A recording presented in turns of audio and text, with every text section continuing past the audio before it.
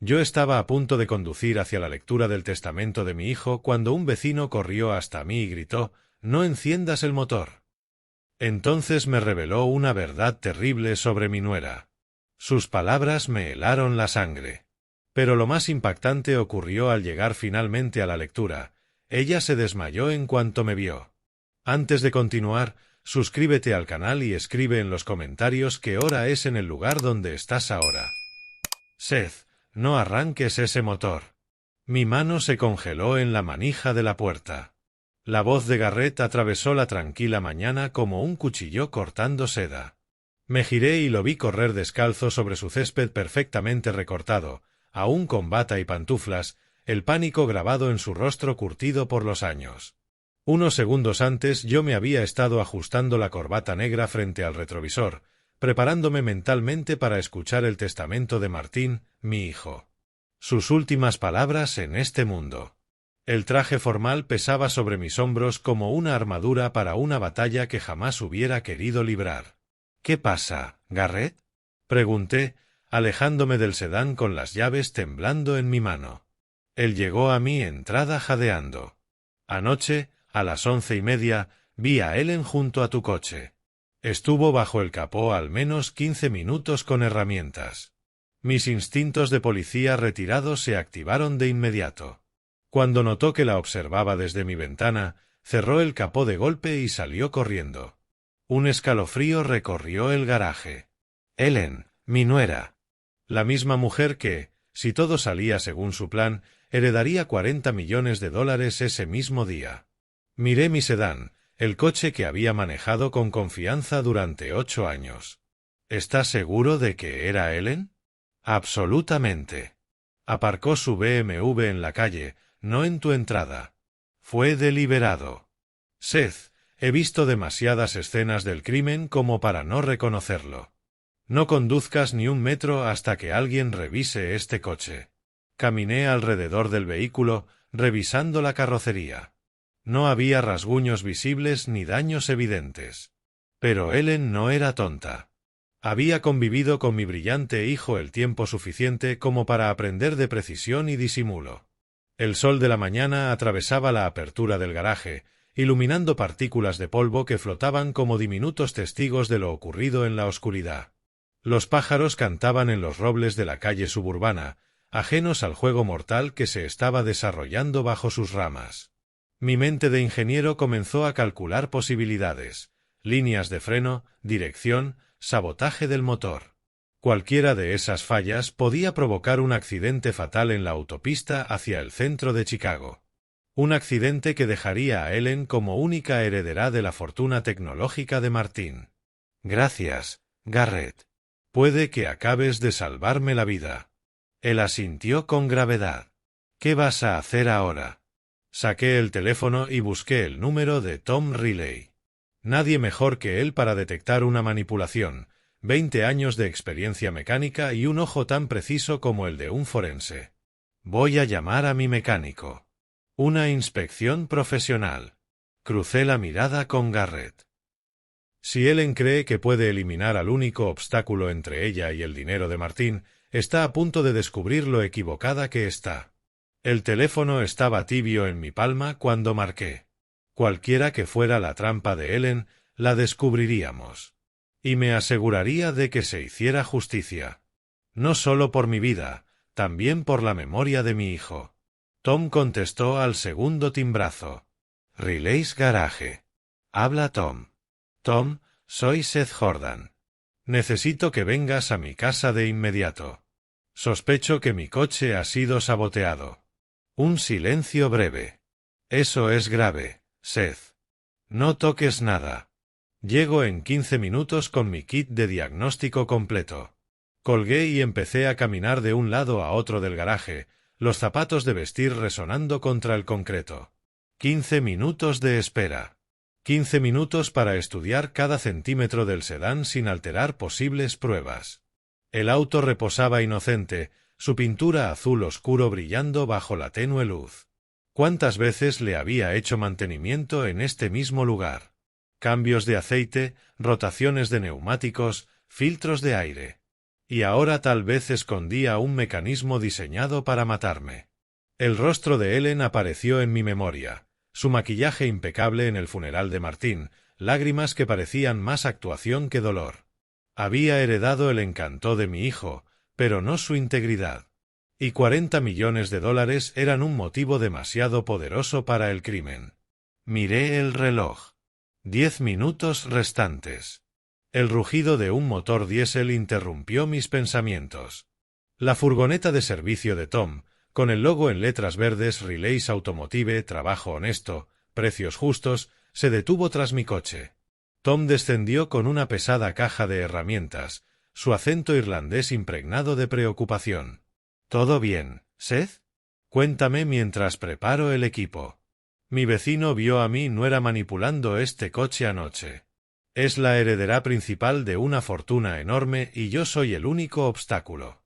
El gesto de Tom se ensombreció mientras activaba el elevador hidráulico del garaje. El dinero lleva a la gente a hacer cosas terribles. Veamos qué encontramos. El sedán se elevó lentamente, mostrando sus entrañas como un paciente en una mesa de operaciones.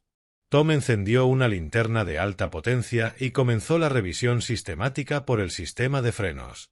Alguien estuvo aquí. Su voz sonaba con una firmeza que jamás le había escuchado. Mira estos cortes en las líneas de freno, son limpios, precisos. No es desgaste normal ni daños de la carretera. Me acerqué para observar. ¿Cómo puedes estar tan seguro? 20 años en el oficio, Seth. El desgaste natural deja bordes irregulares, deshilachados. Esto es intencional. Cortes quirúrgicos pensados para fallar gradualmente. Señaló con el dedo sin tocar demasiado. El fallo habría ocurrido tras varios kilómetros. Sentí la sangre helarse.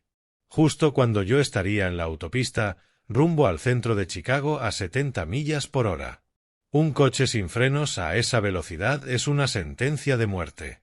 ¿Trabajo profesional entonces? Sin duda. Y hay más. Se movió hacia la dirección.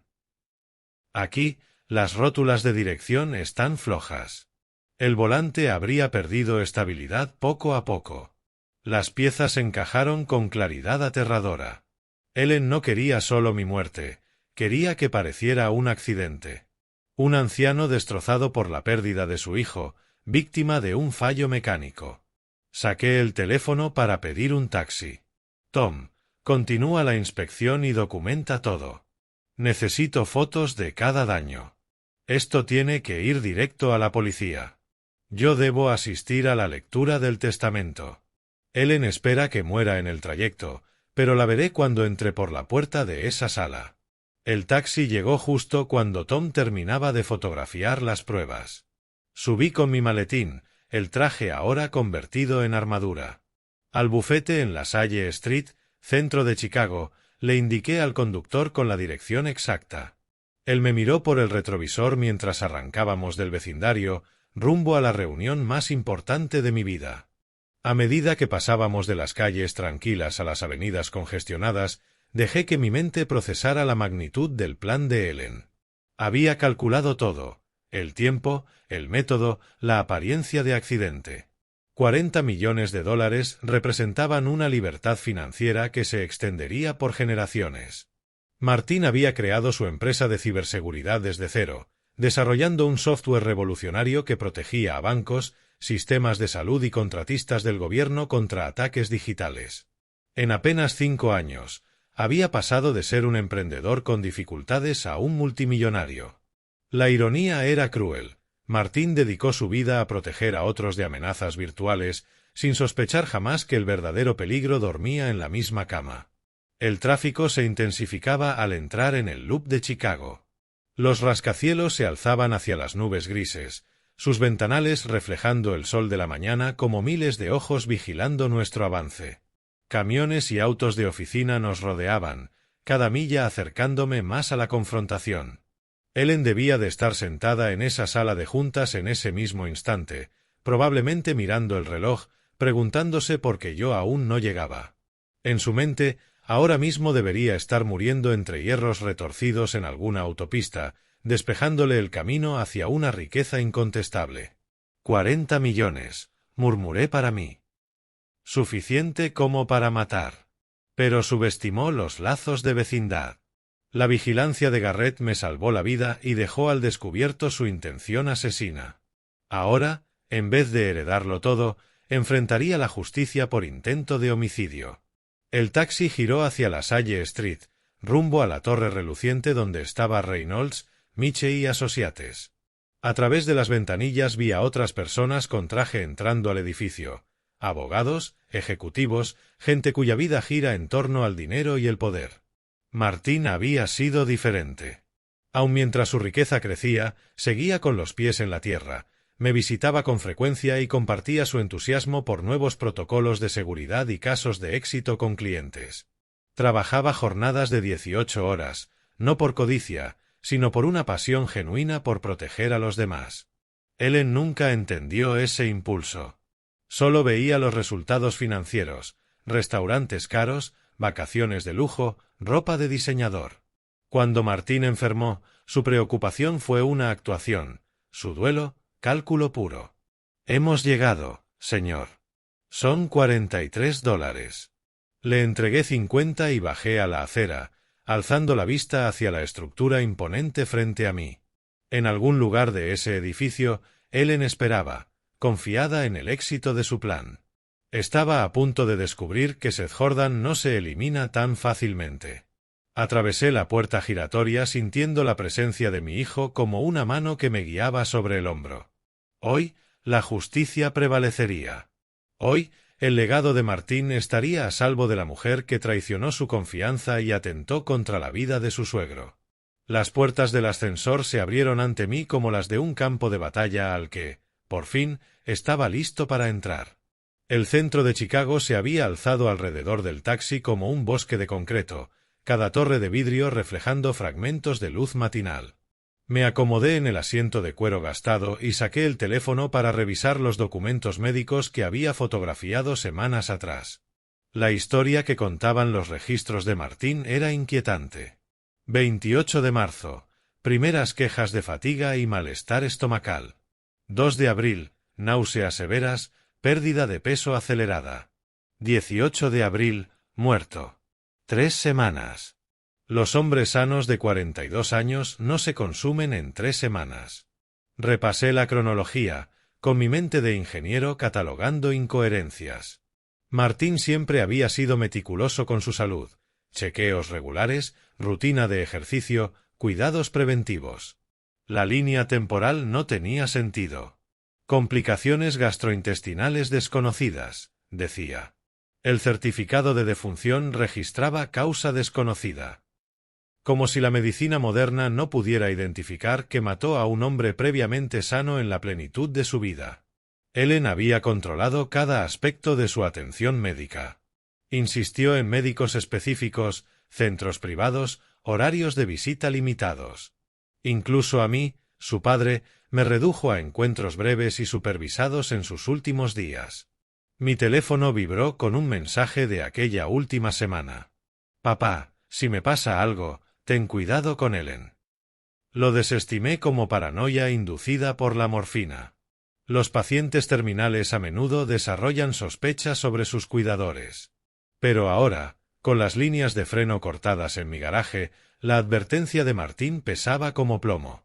El taxi serpenteó entre el tráfico del centro, pasando por lugares conocidos que de pronto me parecían ajenos.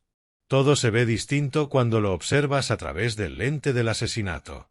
La empresa de ciberseguridad de Martín lo había hecho inimaginablemente rico. Contratos gubernamentales, seguridad bancaria, sistemas de protección para la salud. Su software resguardaba miles de millones en activos digitales. Ellen se casó con esa fortuna, pero jamás entendió el trabajo detrás de ella. Para ella, Martín fue una máquina de generar dinero, no un innovador brillante que protegía a la gente de depredadores digitales. Y cuando esa máquina mostró signos de avería, ella simplemente aceleró el proceso. Los registros médicos revelaban otro patrón inquietante. El médico habitual de Martín estuvo misteriosamente indisponible durante el periodo crítico. Ellen insistió en un médico sustituto, alguien con credenciales impresionantes, pero sin relación previa con mi hijo. Tratamiento experimental, lo llamó. Terapia de vanguardia para condiciones raras. Una vanguardia que aceleró su declive en lugar de detenerlo. Cerré los archivos médicos y fijé la vista en el edificio del bufete que se acercaba. En algún lugar de esa torre, Ellen aguardaba para cobrar su recompensa por 3 semanas de envenenamiento meticuloso, seguidas del intento de asesinato del testigo principal. Subestimó los lazos de vecindad y la determinación de un padre por proteger el legado de su hijo. Hoy, su plan calculado se desmoronaría de la manera más pública posible. El taxi redujo la marcha frente a la torre de oficinas brillante. Era hora de enfrentar a la mujer que mató a mi hijo y trató de matarme. Hora de asegurar que la justicia venciera a la codicia. La última advertencia de Martín resonó en mi mente mientras me preparaba para bajar del vehículo. Esta vez, estaba escuchando. El ascensor me llevó al piso 47 con precisión mecánica. Cada número ascendente era otro paso hacia la confrontación. Reynolds, Miche y Associates ocupaba una ubicación privilegiada, vistas panorámicas del lago Michigan a través de ventanales de piso a techo, pisos de mármol que reflejaban luminarias carísimas, muebles de cuero que susurraban riqueza y poder. Ellen estaba sentada en un sillón burdeos cerca de recepción, hojeando con desgano una revista de estilo de vida de lujo. Llevaba un vestido negro de diseñador que probablemente costaba más que el salario mensual de la mayoría, el cabello rubio en ondas perfectas enmarcando un rostro maquillado con precisión. Al levantar la vista y verme acercar, vi cómo el color le abandonaba la cara como el agua de un vaso roto. La revista resbaló de sus manos y cayó sobre el mármol con un golpe suave. «Hola, Ellen», dije con voz nivelada, profesional. ¿Sorprendida de verme vivo? Abrió y cerró la boca sin emitir sonido, hasta que por fin logró hablar. «Seth, pensé que no vendrías». «Ah, ¿sí? Qué interesante».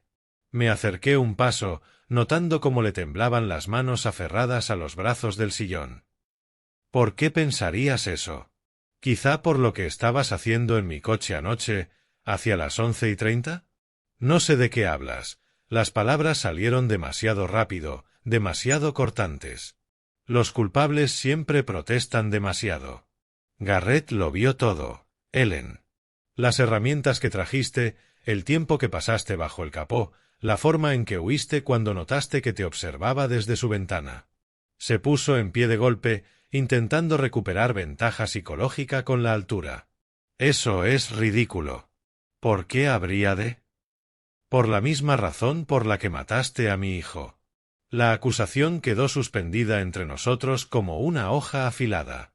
Por un momento, la máscara cuidadosamente construida de Ellen se resquebrajó, dejando ver algo frío y calculador bajo la interpretación de viuda desconsolada. Otros clientes atravesaban el vestíbulo. Sus conversaciones creaban un murmullo de fondo que servía como cobertura para nuestro intercambio mortalmente serio. El entorno profesional nos contenía. Nada de escenas dramáticas en este templo de la corrección legal.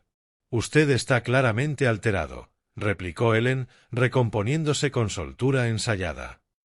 «El dolor hace que la gente imagine cosas. ¿El dolor hace que las líneas de freno se corten solas? ¿Hace que los componentes de la dirección se aflojen misteriosamente durante la noche?» Se le tensó la mandíbula. «No tengo idea de qué insinúa». «No insinúo nada. Afirmo hechos documentados por un mecánico profesional con 20 años de experiencia». Los ojos de Ellen se desviaron hacia la sala de juntas donde tendría lugar la lectura del testamento, y luego volvieron a mí. Podía ver su mente trabajar, calculando nuevos ángulos de ataque. «¿Sabe cuál es su problema, Seth?» Su voz se volvió venenosa.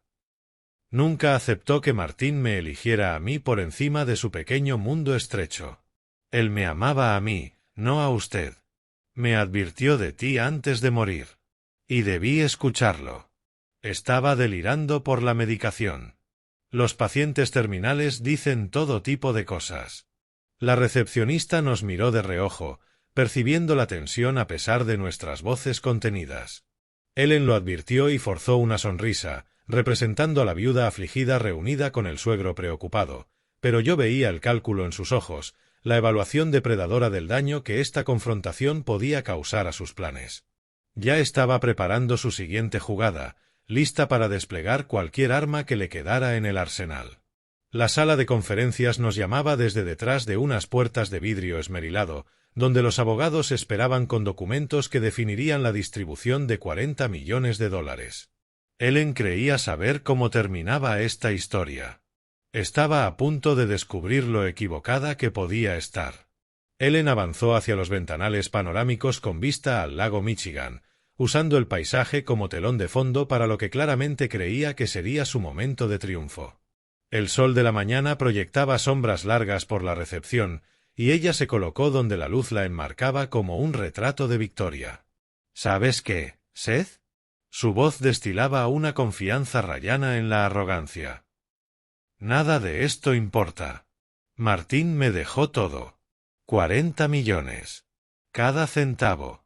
Se volvió hacia mí con una expresión que había mutado del miedo defensivo a la satisfacción más fría. ¿Y tú? Tú no recibes absolutamente nada. Eso está por verse. Oh, yo ya lo vi. Su sonrisa se volvió depredadora. Yo era su esposa. Lo cuidé en la salud y en la enfermedad, en lo próspero y en lo adverso, hasta que la muerte nos separó. Sí, lo cuidaste con mucha dedicación. La puya le resbaló como el agua sobre una seda cara. Estaba demasiado embriagada por la riqueza anticipada para registrar del todo el significado de mi acusación. Tengo abogados, Seth, los mejores abogados que el dinero puede comprar. Puedes impugnar este testamento todo lo que quieras, Seth, pero los derechos de herencia del cónyuge son absolutos en Illinois. Ellen hizo un gesto hacia la vista del lago, como si ya le perteneciera. ¿Ves ese nuevo complejo de áticos junto a la orilla? Ya puse un depósito por la esquina con la mejor vista. La revelación casual de sus planes me golpeó como un puñetazo en el estómago. Martín no llevaba ni 3 semanas enterrado y ella ya estaba comprando bienes raíces de lujo con su dinero. 40 millones compran mucha libertad, continuó, entrando en calor con su propio discurso. Viajes, compras, los mejores restaurantes. Por fin viviré la vida que merezco, en lugar de hacer de enfermera de un hombre moribundo. Sus palabras mostraban con crudeza la profundidad de su frialdad. Nada de duelo por un marido perdido, ninguna referencia a una vida truncada, solo cálculos materialistas sobre cómo gastar el dinero manchado de sangre de la forma más eficiente posible. Martín trabajaba 18 horas al día construyendo esa empresa, dije en voz baja. Revolucionó la ciberseguridad, protegió a millones de personas contra amenazas digitales. Esa fortuna representa años de innovación y dedicación. Y ahora es mía, replicó Ellen con satisfacción venenosa. Siempre me desaprobaste, Seth. Pensaste que no era lo suficientemente buena para tu precioso hijo. ¿Sabes qué? Gané. Otros clientes en la recepción empezaron a notar nuestra conversación, pero Ellen parecía indiferente.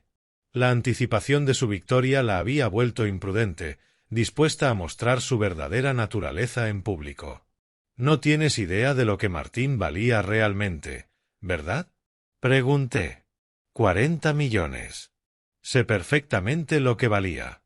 Y yo tengo la verdad. Ellen soltó una carcajada seca, un sonido como vidrio rompiéndose. La verdad no paga áticos ni vacaciones en Europa. El dinero sí. Y en unos 10 minutos tendré todo el dinero que pueda necesitar en mi vida. Se inclinó hacia mí, bajando la voz a un susurro venenoso. ¿Quieres saber un secreto, Seth? Martín nunca te quiso tanto como crees. Se quejaba de tu intromisión constantemente. Decía que eras un viejo amargado incapaz de aceptar que él había seguido adelante con su vida. La mentira estaba diseñada para herirme, para quebrar mi espíritu antes del golpe legal final. Pero Ellen calculó mal. En lugar de devastarme, su crueldad solo reforzó mi determinación. Señora Jordan. Señor Jordan.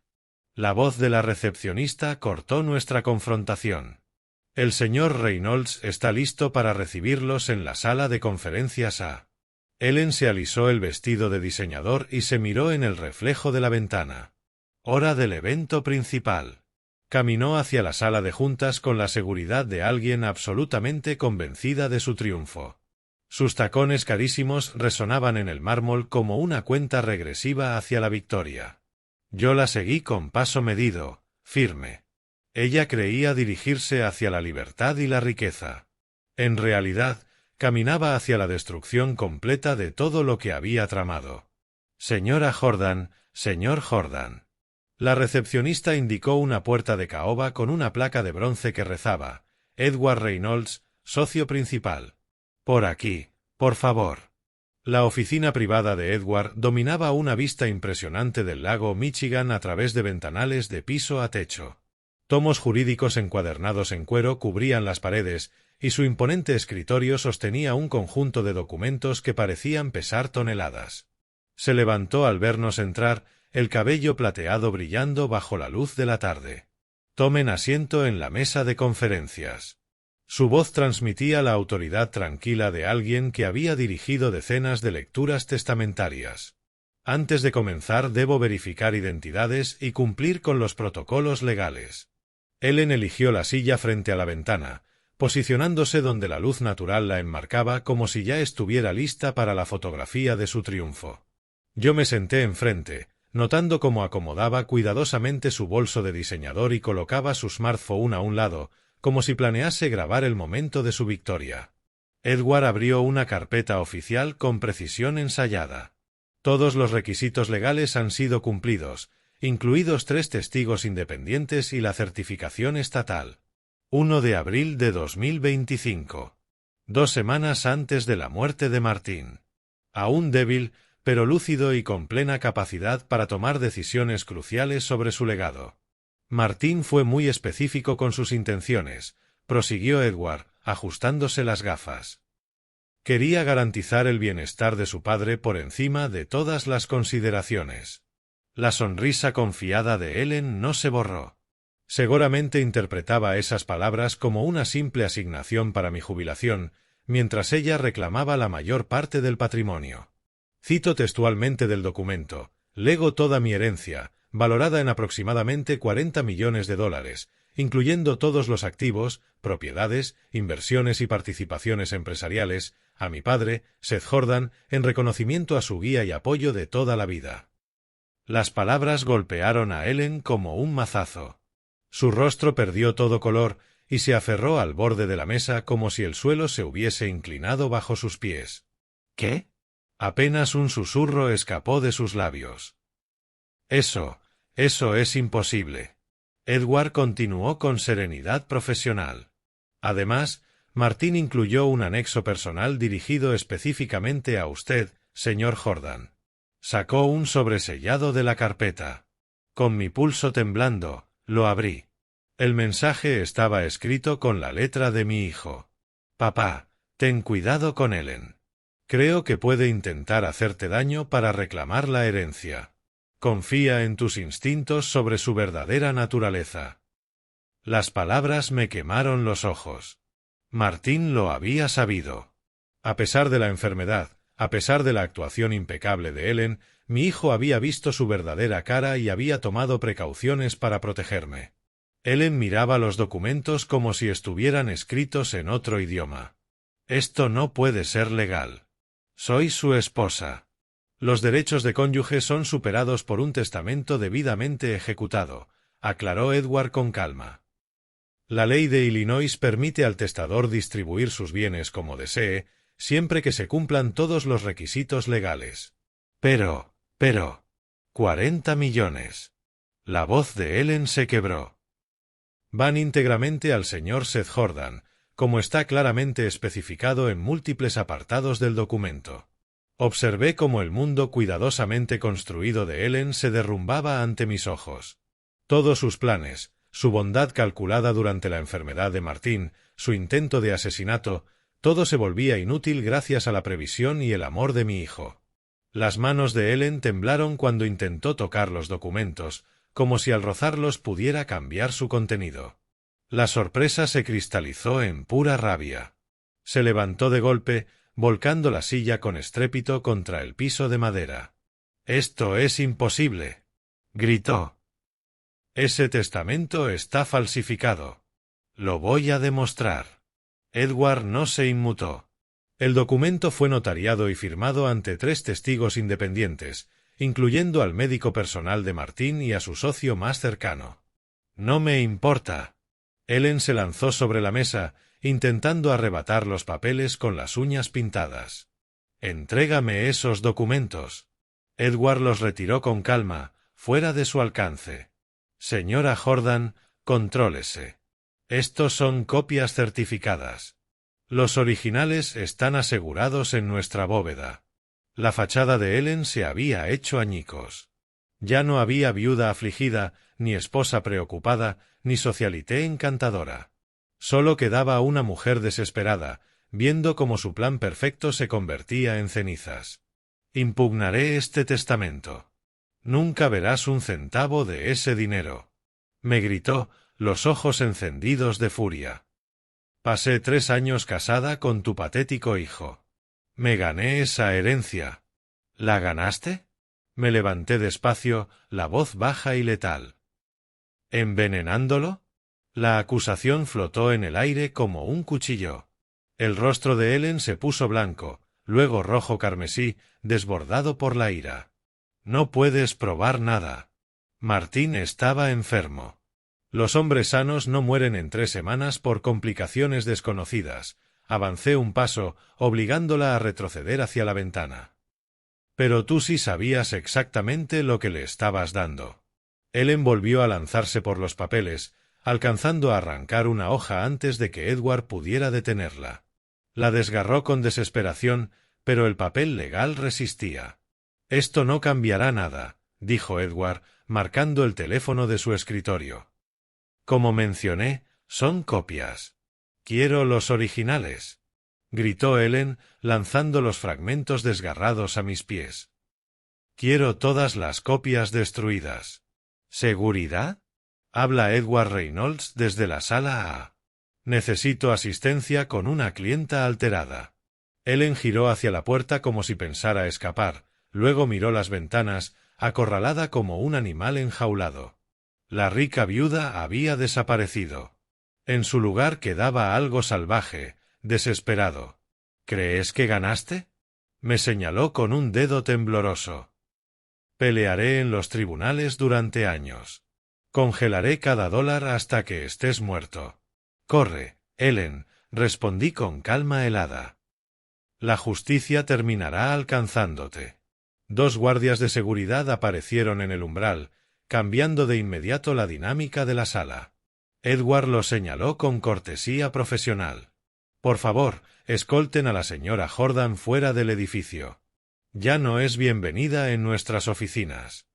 Mientras se acercaban, Ellen hizo un último intento desesperado por agarrar el maletín de Edward. Pero sus tacones de lujo la traicionaron.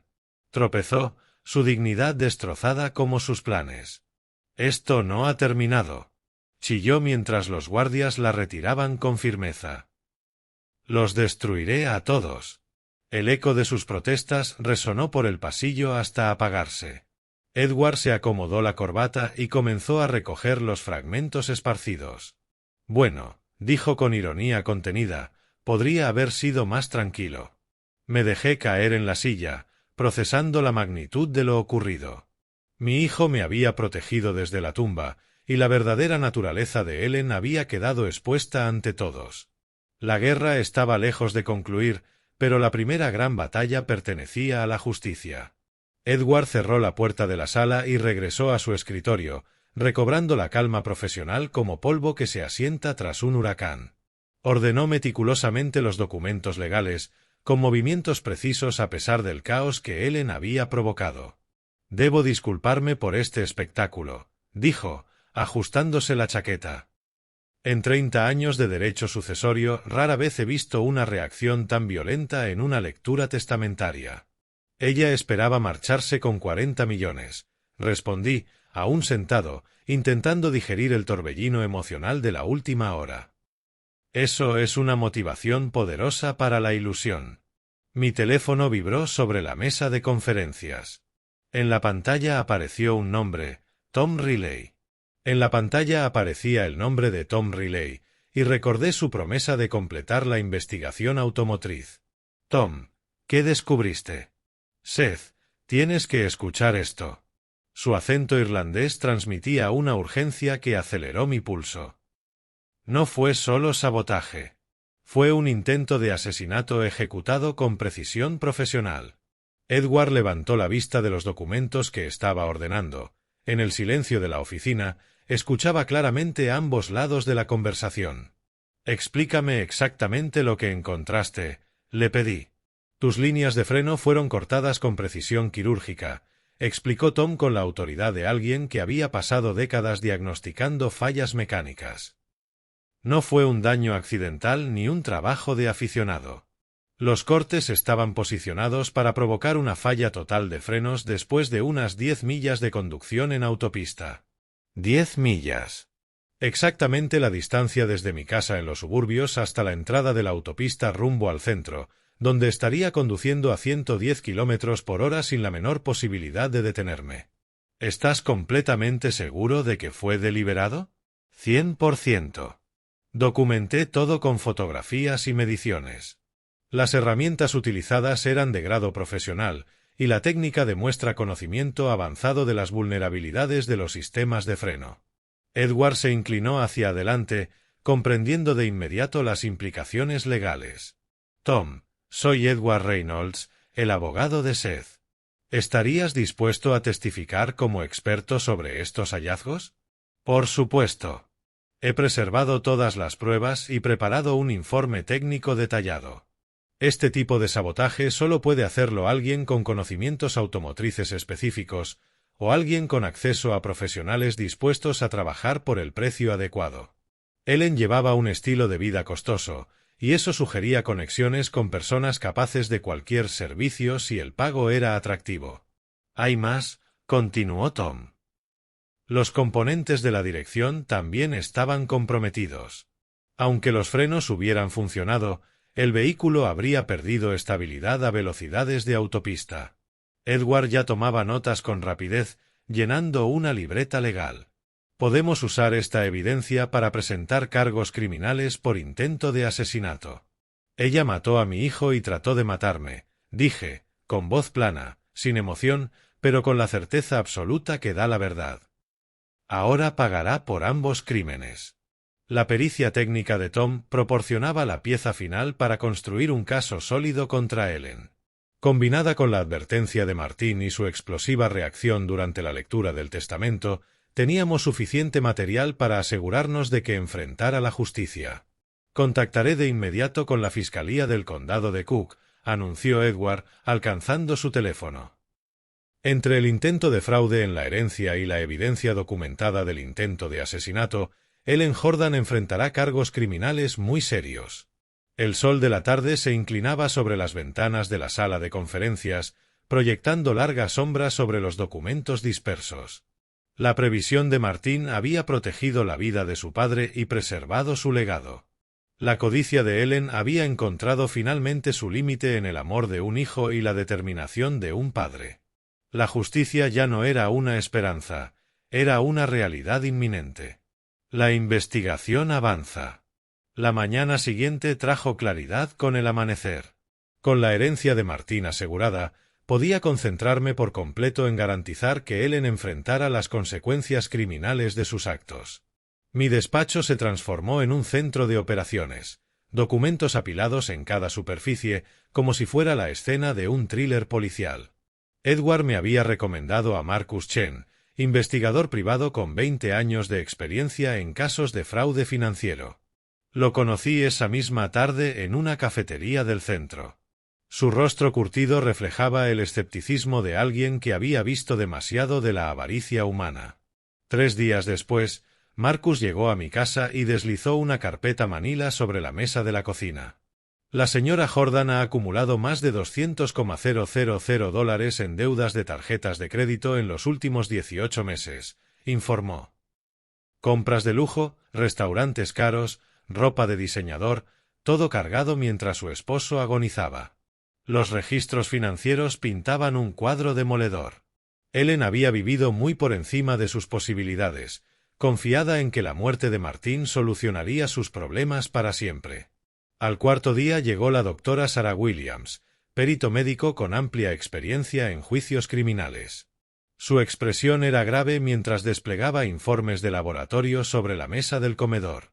La progresión de síntomas apunta claramente a un envenenamiento con arsénico, explicó con voz firme.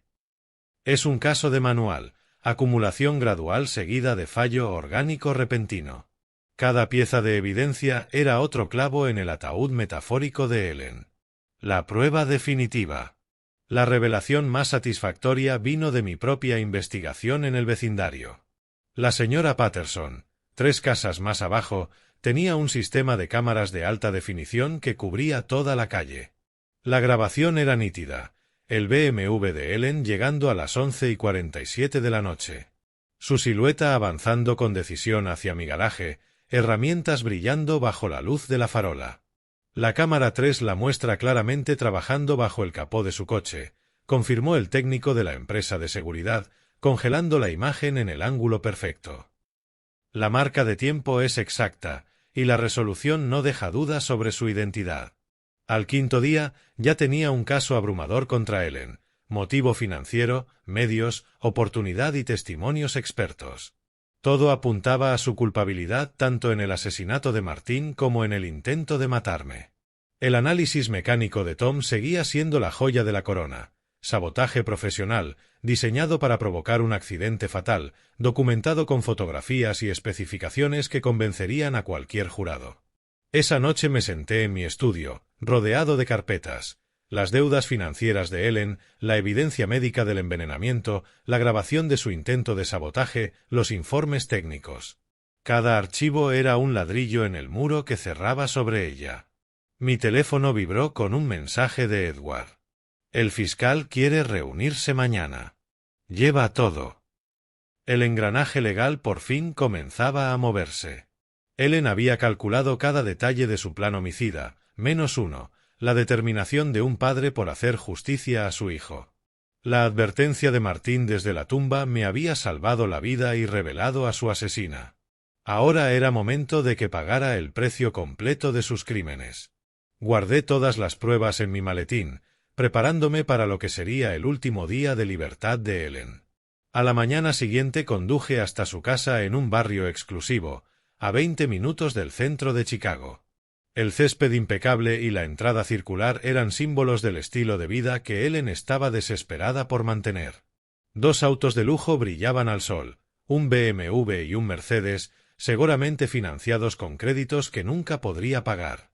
Me estacioné frente a la acera y caminé con paso firme hacia su puerta principal, llevando bajo el brazo el sobremanila que contenía el destino de Ellen Jordan. El sobremanila en mis manos pesaba más que papel. Dentro estaban los documentos que pondrían fin a la libertad de Ellen, órdenes de arresto, demandas civiles y un informe completo que detallaba cada aspecto de su conspiración criminal. Ellen abrió la puerta envuelta en una bata de seda carísima, el cabello perfectamente arreglado a pesar de la hora temprana. Al verme en su umbral, el color se le escapó del rostro como el agua de un vaso roto.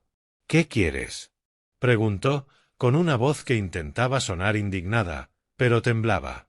Notificación oficial de cargos por intento de asesinato.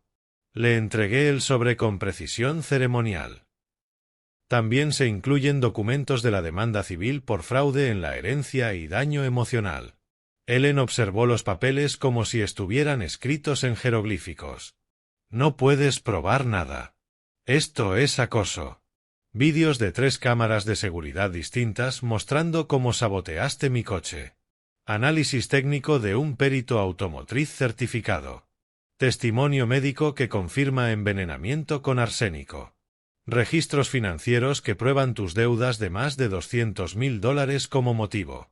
Cada palabra fue un golpe que la obligaba a aferrarse al marco de la puerta para no desplomarse. Su fachada cara se desmoronaba a simple vista. La fiscalía ya aceptó el caso para su procesamiento. Continué con calma profesional. El juicio está fijado para el próximo mes.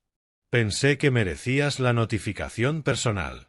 Te destruiré en los tribunales, gruñó, avanzando un paso. Pero sus pantuflas de seda sobre el mármol la hicieron ver ridícula más que amenazante. Nunca podrás probar que lastimé a Martín. La doctora Sarah Williams testificará sobre los síntomas del envenenamiento con arsénico. Marcus Chen presentará tu desesperación financiera. Tom Riley explicará cómo funcionó el sabotaje profesional a los frenos. Mantuve la voz firme, dejando que los hechos hablaran solos. La evidencia habla con claridad. Los ojos de Ellen se movían nerviosos por el vecindario caro que la rodeaba, calculando si algún vecino sería testigo de su humillación pública. El sol de la mañana resaltaba cada línea de pánico marcada en su rostro cuidadosamente mantenido. ¿Crees que ganaste? Su voz se elevó hasta casi un chillido. Apelaré todo. Atascaré el caso en los tribunales durante años.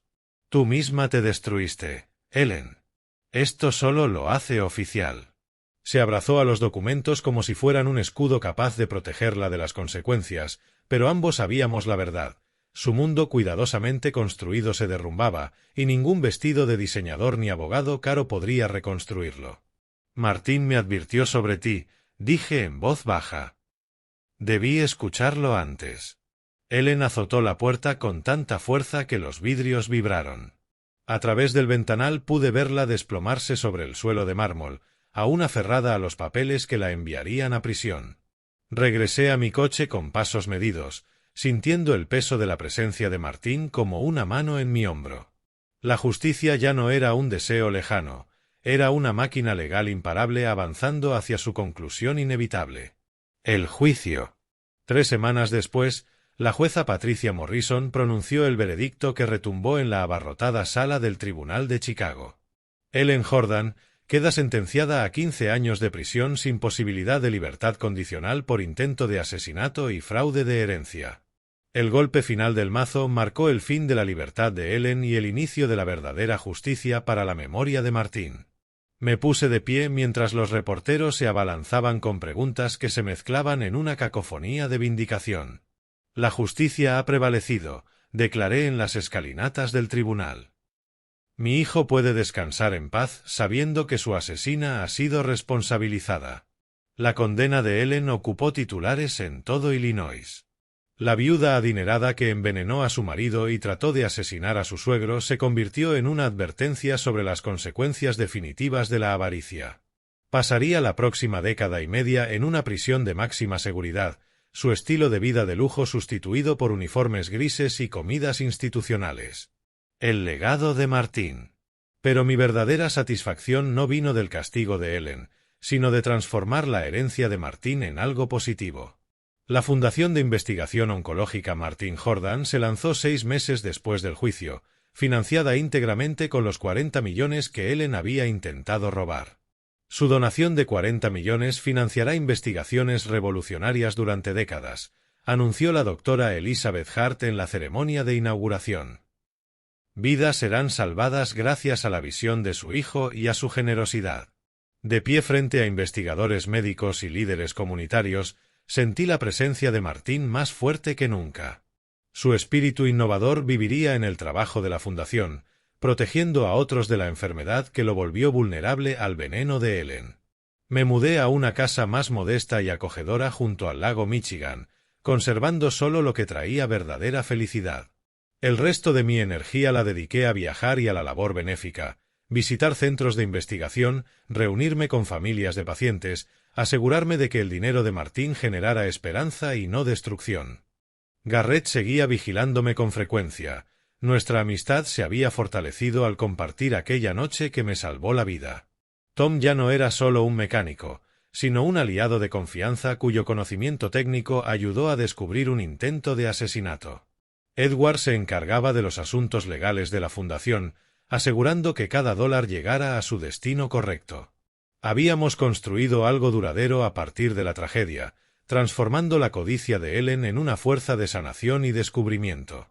Un año después del juicio, visité la tumba de Martín con la noticia del primer gran avance de la fundación, un protocolo de tratamiento prometedor que podría salvar cientos de vidas cada año. Hijo, cumplí mi promesa, susurré frente a la lápida de granito con su nombre. Tu asesina enfrentó la justicia, y tu legado ayuda a otros a librar la batalla que tú no pudiste ganar. De la tragedia surgió un propósito. De la pérdida nació esperanza. El intento de Ellen por destruir nuestra familia terminó creando algo bello y perdurable, un testimonio de cómo el amor vence a la avaricia, la justicia triunfa sobre el mal y la determinación de un padre honra para siempre la memoria de su hijo. La herencia por la que ella mató ahora financiaba la investigación que quizá habría salvado la vida de Martín. En el fondo, esa era la forma más perfecta de justicia poética.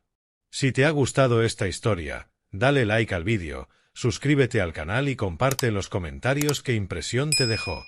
Para escuchar la siguiente historia, haz clic en el recuadro de la izquierda. Gracias por ver.